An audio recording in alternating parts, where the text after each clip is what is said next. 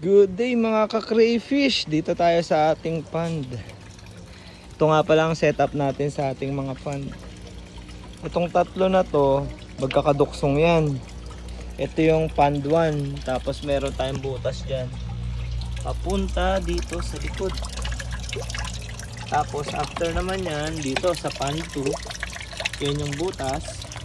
Diretso dito. Kaya ang tubig natin ay nasa cycle. Ganon din naman yung ginawa ko dito sa trapal pond. Ito yung trapal pond, filtration.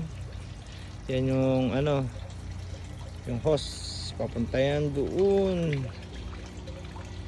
So ang ginawa ko, yan, from there.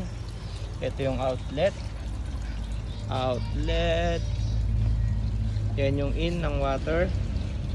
At dito naman ang ating pump. Pabalik doon sa taas. Yan ang cycle ng tubig natin. Kaya tingnan nyo naman. Clear na clear. Saka dito. Ito kasi ay dinikita natin.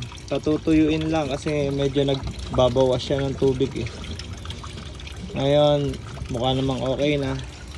Kaya ikutin na ulit natin yung filter na yan.